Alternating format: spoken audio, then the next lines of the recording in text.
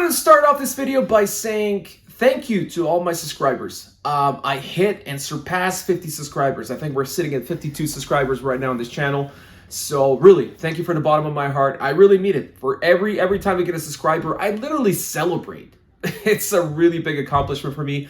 I know it doesn't sound like a big number to a lot of people, but to me, every subscriber is gold. So thank you so much. Really means a lot to me. This is my hobby. This is my passion. I love talking about this. Even if next year I still have 52 subscribers, I'll still be doing the same thing. I want to do this. I love it. I love MMA and I love talking about it. So thank you. Thank you so much. And all right, so to start off the video, we have UFC Noche this Saturday in Vegas.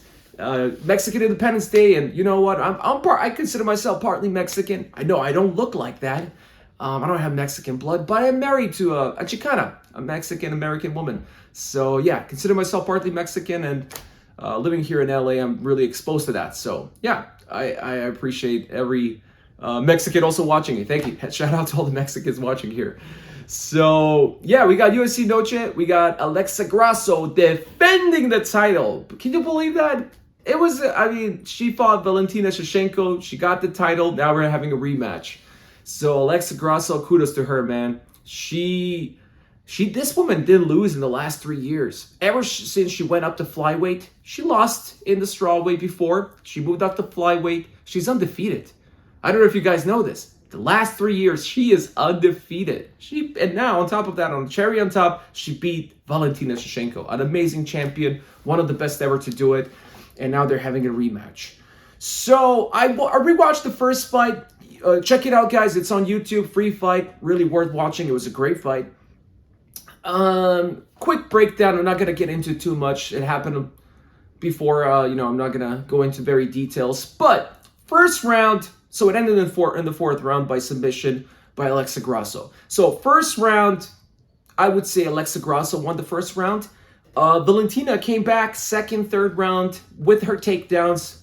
I'm pretty sure. I think the scorecards show that. The judges ruled that to Valentina. So it was 2-1 entering the fourth round. Fourth round, Alexa Grasso learned her lesson. She stuffed takedowns. She was expecting them, and she stuffed the takedowns for Valentina. I would say she probably was leading to win that round. Even if she didn't submit her, she would have won that round. It was leaning towards her. It was pretty even. However, Valentina made a mistake. The whole fight, kind of like the theme of the fight, was where Alexa Grasso, by the way, she was originally a boxer and she evolved into a great mixed martial artist, obviously, right? So she kept the pressure on her. She kept her on the back foot. She kept the pace up. She was in her face the whole time. She didn't have a large distance between her. Now, that's why Valentina was able to take her down, but as soon as Alexa was managing to stuff the takedowns and still keep that distance, the short distance, she punished Valentina. And that's exactly what she did. Valentina went for the spinning kick, and she caught her right in the middle with her back, jumped on her, gave her no chance to think about it, went for the submission, and got her. So yeah, I mean, it wasn't like a one-sided contest. Like I said, let's say it was 2-2 entering the fifth round. Could have gone anywhere. If it was a decision, who knows? Whoever won the fifth round would have probably won the fight. So it could have been anybody's fight. It was not like a really bad performance by Valentina by any chance. So all kudos to Alexa Grasso. She won that deservingly.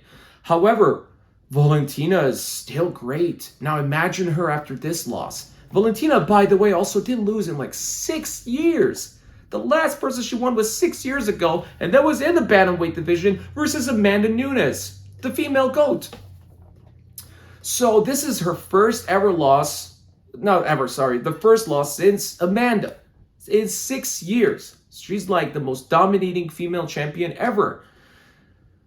Valentina the Bullet. I mean, she comes from a fighting family. Her mother was the president of the Muay Thai kickboxing organization in Kyrgyzstan.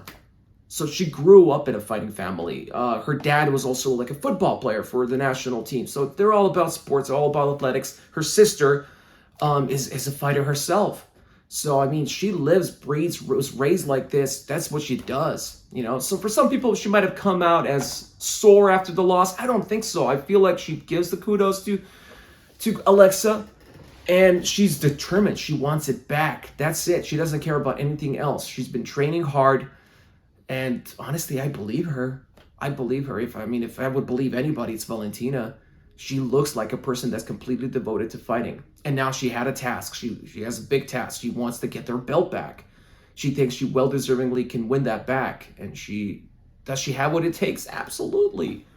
She trains in Thailand. I mean, Muay Thai, she has it in the back of her fingers. Then you have her combination of her wrestling.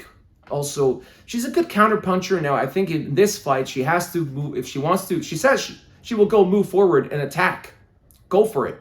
If she does that, I think she takes this. I believe she can win it. I think she will get her belt back. Now, will it be an easy task? Absolutely not. I don't think Alexa was, screwing around. I think she was training too. She's taking this very seriously. She's not taking this belt for granted. She wants to defend this. She will come out strong. She's going to have the home crowd with her, that's for sure. By the way, Valentina has some Peruvian blood, so she's not all like a complete foreigner entering enemy grounds here. She's got some Hispanic blood in her too. She's got that fire as well. So it's going to be a great fight. I can't wait. This fight night, the UFC Noche, is like better probably than some pay-per-view cards. So I'm really, really excited for it. Co-main event, we have not a Mexican fighting, but maybe Jack Maddalena is not in that role, but we got Kevin Holland, our boy Kevin Holland, the Superman. So Kevin Holland, after the win against Michael Chiesa, he said like, oh, you know what, I'm going to move up to the middleweight division. And he was somebody would advised him, probably from his team, the coaching team, or maybe even the UFC told him like, why don't you stay there? I think it's better for you at the welterweight division. And I agree with that statement. I think he's going to have much more success in the welterweight division rather than the middleweight. The middleweight is going to become really, really dangerous. Not just because Sean Strickland is the new champion, by the way. Sean Strickland, I still can't believe it a week later. It's awesome.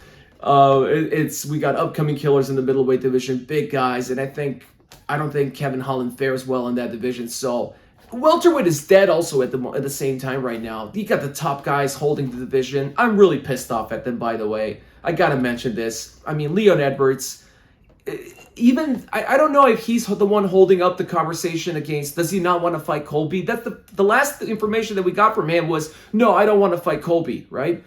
And then ever since then, silence, because the UFC's pushing for that match. But like, what are you doing, man? You're clinging onto that belt. Either fight or let it go. You should be ready to fight anybody. And sorry, but buddy, sure, you beat Kamaru Usman twice, but you don't make the calls yet. And especially you being so quiet, silence for him. Nothing on social media, no appearances, nothing, man. This guy's not doing anything. Like, you as a champion should be the loud one in the room. Like, hey, I'm the champ. I'm the best here. Whoever wants it, come and get it. No, we got silence. Nothing. It's like he's holding up the division, right? Not like he is holding up the division. Sure, we got Colby wanting to fight him, obviously. He wants to get that belt. He thinks he has a fair chance. But man, it's dead. Nothing is happening still. There's no news about them fighting in December. We got Kamaru Usman also trying to pick fights, cherry pick fights.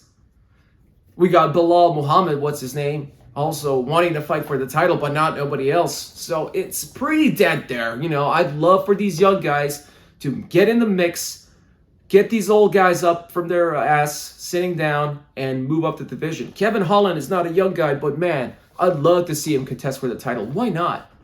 Why not? Right? Anyways, so he's fighting Jack Maddalena. I think it's an underrated fight. It's not talked much about it. This is going to be great. Jack is an awesome fighter. Kevin Holland definitely has the height, has the reach. So I'm really looking forward to this. This is going to be the co-main. Who wins? We will see. But I would say I'm rooting for Kevin. I like Kevin. I like Kevin, man. He's a character. I really like him. And then we have the kid, Raul Rose Jr. He's back after his loss versus that 25-year-old. The upcoming big kid, the one that was, all talk, cocky, and yeah, sure, he had a couple of wins versus some cans, but is he the real deal? I don't know. I really am conflicted. He's coming up and he's saying, people always go for the winners. Once you lose, they turn your back on you. I think he's too young to make that judgment. I mean, even in the U.S., he's not of legal age. He's 18 years of age. He can't even legally drink. So I think he was just too cocky, man. He was too cocky for an 18-year-old. You can't just go out and come out of your mother's nest and say, like, hey, I'm going to be the UFC champion. You just turned 18. I mean, it doesn't go that way. And the fact that you lost, you're not going to get fans that way. So he's got a tough fight against Terrence right now, Terrence Mitchell. We'll see what happens. If he wins, he's going to get back on that track. Is he the real deal? I mean, he's walking on eggshells right now. You know, if he loses again, I feel like he's going to go out of relevance. So he kind of put the pressure on himself as well by the talk that he's saying. He's still saying, I'm still going to be the youngest champion. And, you know, hats off with that confidence and everything. I wish him the best of luck. But he has to win. Yeah, he put the pressure on himself now. He has to win. So we'll see what happens. Let me know what you guys think. Who do you think will win this weekend? Alexa Grasso, will she defend her belt? Does Kevin Holland has what it takes to get up there in the fight for the belt, win with the Jack Maddalena? Then will the kid, Raul Rose Jr., will he be the big upset, or is he the real deal? Is he going to be the next youngest UFC champion? Let me know in the comments, and don't forget to subscribe to Oct the Cage MMA. I'll see you in the next one.